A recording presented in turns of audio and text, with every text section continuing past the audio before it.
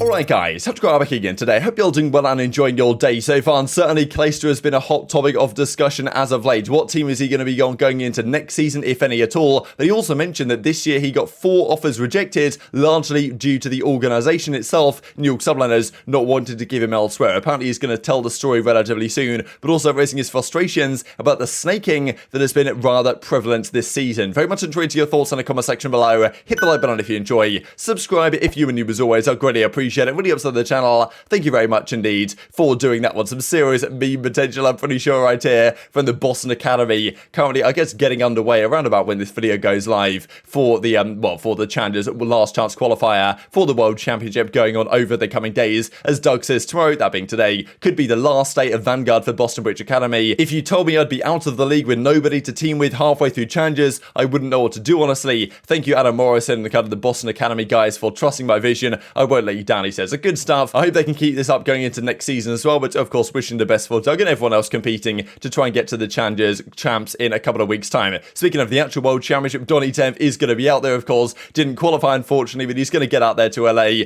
do some videos, do some content. Yeah, his content, his YouTube stuff is absolutely fantastic. I wish he was a bit more, not necessarily consistent. Like, he is consistent with his YouTube stuff, but I feel like what he does is, like, he'll just do a load of content in a row and just spam it up all at once. Like, I think he needs to get a bit more cadence where maybe he delays a video a little bit for a few days just in case there's some downtime, but I still try and catch most of the content, especially the IRL stuff, because Temp's always been an entertaining guy. Thought this is pretty funny here actually, just before we talk about Atlanta FaZe. Got some coaches having a chat here, Brian Satan, JCap, and as JCap says, true, now that we've won, I'm the certified greatest coach ever. Up until last week I was an absolute moron. Thank you for acknowledging. And as well, Brian Satan says here as well, you won more series with Sam, that being Octane, in one stage than Joey Nubsy did in 2 years. Undisputed GOAT in my book. So yeah, I mean, Joey Nubsy stage catching strays. All good, Brian. Happy birthday, says the reply. So yeah, tough season for Joey Nubsy here. I want to talk this about FaZe actually as well, because I wonder if this is a sign of FaZe either struggling in scrims, even though that's never been the case for FaZe, or whether they're trying to find stuff that they might be able to pull out at the World Championship. So we've seen in previous years, Modern Warfare, for example, where guns like the AUG, the Uzi, the Ram 7 or whatever it was called, were pulled out briefly towards the end of the season, and they pretty much got GAs. Now, if we go into the World Championship and a weapon is used on day one of champs,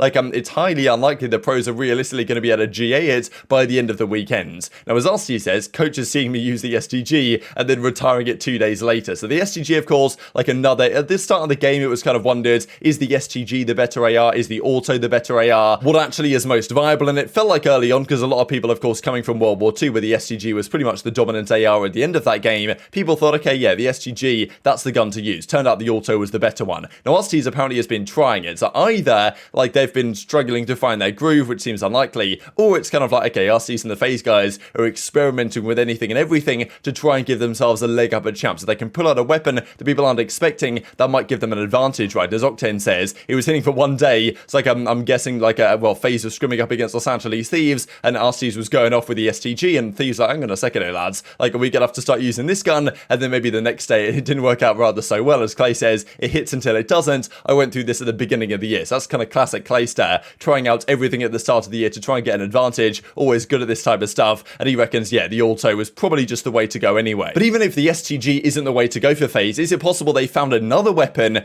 in there somewhere that might be viable? There might be an SMG, there might be another weapon which is plausible, we saw other players using, what was it? Was it the Tommy gun, or, I'm pretty sure, John was using it a fair bit, Cammy even pulled it out. There were some SMGs that people were trying to use that didn't really work. Of course, the Volk as well, that ended up getting GA'd, but there might be another gun. As Parasite says, it's the MP7s of Modern Warfare all over again for the FaZe boys. We're forgetting my Uzi and the Ram 7. Your Ram 7, Parasite says, because pretty much he was the first one to start pulling that one out. But in Modern Warfare, there were many guns that people tried out towards the end of the game and actually found out were rather viable. And it would be very interesting if FaZe had discovered one of these and then start pulling it out of the World Championship, and then the other teams have to decide, okay, do we react to this and use it ourselves, or do we just stick with MP40 and the auto and use what we're comfortable with?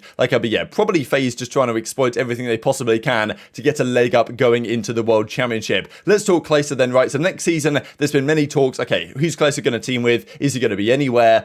Who are the rosters that actually wanted to give him a spot this year? But he wasn't able to get one due to New York effectively denying those opportunities. Now, Clayster isn't talking about the league spot here. He's talking about, I'm pretty sure, moving out of his current apartment, but it kind of works in the same vein, I suppose. And I did just want to share this clip as well, actually, with Clayster relatively recently talking about last season and the fact that New York effectively were just holding him him hostage. Like, he said that he'd actually blocked or muted the New York Subliners Twitter accounts because he was so frustrated with New York and what they were kind of doing in his past season, because they didn't want to give Clayster away to any other team, because I guess he was a valuable asset. New York didn't want to, I suppose, give Clayster to a Minnesota Rokkr, and then Rokkr to get good, and then, of course, well, beat Crimsix's team, for example, and knock them out of champs, for example. Like, there could have been some options there where actually keeping Clay on the bench and not having him in the starting team, or not even selling him elsewhere, actually might have played to their favour, because, like, I think Clayster could have improved a couple of teams, and if he did go to another team and improve them, that might have, of course, stopped New York Subliners themselves getting to champs. So maybe in hindsight, they made a decent business decision here by keeping Clayster on the bench, but he's frustrated that they did, because he did have offers, other teams wanted him.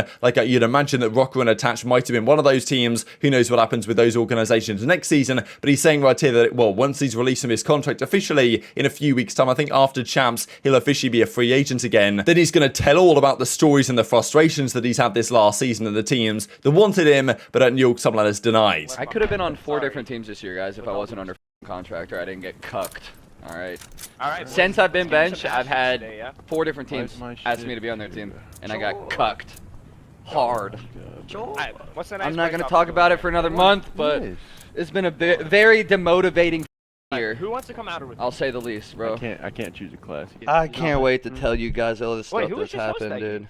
Now, the other part of what Clayster's been going off on the main stage about lately actually is snaking. He did a pretty, well, interesting tweet a couple of days ago, frustrated about the amount of snaking that is going on right now in Vanguard. Of course, like, whenever people think snaking, they think Cellium. He's probably found his way onto the thumbnail somewhere. But in fairness, I think there's many players that have done it. And often what happens is when Cellium does it, it's like, wow, oh my god, Cellium snaking, I can't believe it. And then when someone else does it, it's like, okay, whatever, we maybe talk about it briefly and then it disappears. So last season, there was some talk about, okay, snaking wasn't going to be in Vanguard because they can, if they really wanted to, change the mechanics such that you can't just crouch up and down so much, because maybe it affects your movement. Like, if you guys have played Counter-Strike and you try and crouch up and down too much, like, your character gets tired and he, like, goes super slow up and down with the squats he does effectively. Of course, in COD, that's not really a thing. There are other ways to maybe change, like, how the character models are perceived so that snaking isn't so much of a big deal, but it certainly is still a big deal. We've seen players recently use it to great effect as well. And this is what Clayster says just a few days ago during the major. The amount of blatant snaking that's happened this year and last year is simply shameless, right? So last year there was quite a lot going on. Cellium largely was maybe the chief kind of culprit at times. This season, I think there's certainly been some other culprits, right? I think the main thing that people get frustrated with Cellium doing is the kind of aim assist thing through the walls, but it's not just like Cellium's the only one doing that, right? But,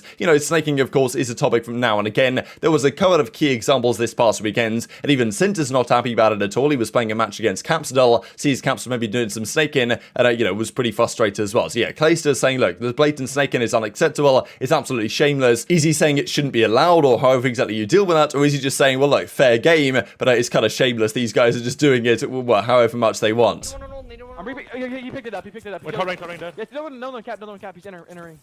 No peeking. Everything noisy and exotic. One's off hold, one of them's off hold though. Stop snaking, you Steen. I'm watching low, I can't Hold see the it. deep back, guys. I'm holding this deep back. I don't have initial. So it is a rather different tack that Clayster's taking here to what he was taking last season. He was actually mentioning in March 2021 when Clayster said that snaking can't really be GA'd, like it should be effectively, like he said back in the day, that like you can't really GA it, you can't really like deal with it too much. It's effectively an in-game mechanic if you want to. Effectively the way it works is if you're behind some sort of cover and you crouch and then stand up again, often the character model from your opponent's point of view doesn't really match what you see. So like you can crouch and stand up very quickly and they kind of will see you still crouching down and then you can be shooting them straight away. It's even more effective if instead of crouching and standing up, you kind of just about go prone and then stand up again. Or like you kind of walk backwards, crouch into prone, and then just as you start to go prone, sprint forwards again. And like if you do that repeatedly, that's kind of been a classic thing that, I mean, Infinite Warfare was probably the start of it really when Stage 1 playoffs happened and Splice were the king of the snakes. And like the cover and the camera angles were so broken in that game that you could do that and kind of do the crouch standing up thing behind a piece of cover, and the other guy couldn't even see you if he was the opponent. You got free information, and Cellium was the king of that in that game as well, as was Zero, right, and the Splice guys back at Stage 1 playoffs. Cellium, of course, back then was not old enough to compete, but in the recent titles, it's probably less abusable to a degree. I mean, it is still abusable. It's not quite as egregious as it was back in Infinite Warfare, but it's still a bad mechanic that really shouldn't be in the game, and it's obviously a frustrating thing here to Clayster, but he has mentioned himself that, like, look, it can't be GA'd. You can't really stop people from doing it if they want to, because what exactly counts as a snake? You could argue that if someone's just doing it repeatedly behind cover, then yes, that's not allowed and people shouldn't do it, but like it's not exactly going to be banned. But then again, if someone's behind cover and they like go prone to reload, then stand up again and kill someone, then go prone and like to recover their health and then stand up again behind the cover, like is that a snake? So there's such a grey area that you can't really properly like deal with it by either like a ban somehow within the league or by the pros saying, look, it's going to be GA'd or not used. So Clay said back in the day, like feel free to abuse it as much as you can. And this is one of the recent examples here. I think this is probably the biggest example most recently at the major. This nice little 1v2 here from Hydra in the grand finals, gets one kill on Octane, then snakes the hell out of this bomb right here, crouching up and down, doing all the stuff. I mean, yeah, basically just abusing Snake as much as he possibly can. And Kenny was like, look, there's nothing I can do about that one. Nice play Hydra, I suppose, with the 1 versus 2. And Clayster's sitting there thinking, well, you know, pretty shameless, right? Like he could have obviously just taken the gunfight and tried to kill Kenny in a normal way, but he decided not to and abused the game mechanics and got the kill in this way, which, you know, a viable option, I suppose. It's allowed within the game, but it's maybe something that people shouldn't be doing or, you know, isn't like to be seen. And maybe next year, like snaking won't be a thing anymore, but, you know, snaking's still going to be a thing as long as, well, Call of Duty exists, it seems, at least the last couple of years. The movement mechanics have kind of worked in that favor. And this is kind of what Gizmo was saying, right? This is why you can't really gentleman's agreement it in a way, because look at these kills he gets right here. Nice kills from a couple of months ago. Gets the first kill at range, and then he eventually just goes, you know, he crouches, stands up again, crouch, stand up, crouch, stand up. Like, is that snaking? Is that not snaking? Like, you know, is that allowed? Is that not allowed? Like, it's kind of a grey area. Just as we close out the video here, I want to talk briefly about the World Championships. I've been following these the last couple of days, the kind of season recap for many of these teams. Los Angeles Thieves are, well, certainly one of them. They go into champs as the 3rd seed after improving pretty drastically this season. We can see here, of course, they came 2nd at the Prime Classic. They came top 4, I think, at the Kickoff Classic, top 6 at Stage 1, top 8 at Stage 2, but since then, 4th and 1st. So they've pretty much got every result this season apart from 3rd, so maybe 3rd's going to happen at champs. Rather impressed with their consistency, actually, across a lot of the game modes right here, but I mean, yeah, the role swap now does seem to be working out. Kenny turned up massively, of course, at Stage 4, and as you can see here, their best map mode combination is Berlin Control. They're 8-4 on that, and recently I think they're a lot better on that than pretty much any other team in the world, so that's a big deal. They pretty much veto Bacage Harbin all the time, which might be an advantage for them because everyone loves to play Bacage, it seems, right now. They played Boston, of course, in round 1 of the World Championship, and to me, one of the most impressive statistics was for Los Angeles Thieves at Major 4 was their KDs were so consistent, like especially in the respawns, I think, but I mean certainly in the hard points. I think like Kenny had a 1.06, Octane had like a 1.08, Drazah had like a 1.07, Envoy had like a 1.05. Like it was absurd how consistent they were, like all the players. There was no reliance on one individual player to turn up, but it seemed like when Kenny did hit that new level, the entire team started clicking. So I do think they're going to be a scary team at champs. I don't think it's going to be a case necessarily of them just falling off the cliff like other organizations and teams have done, but it's Vanguard, baby. I suppose you cannot rule it out necessarily, but very much into your thoughts on all this stuff in the comment section below. Hope you guys enjoyed the video. If you did enjoy it, hit the like button, tell us your YouTube gods this is a good video, and I'd like you to see it as well, and help grow the competitive Call of Duty community. Thank you as always, take care of yourselves, and I'll see you next time.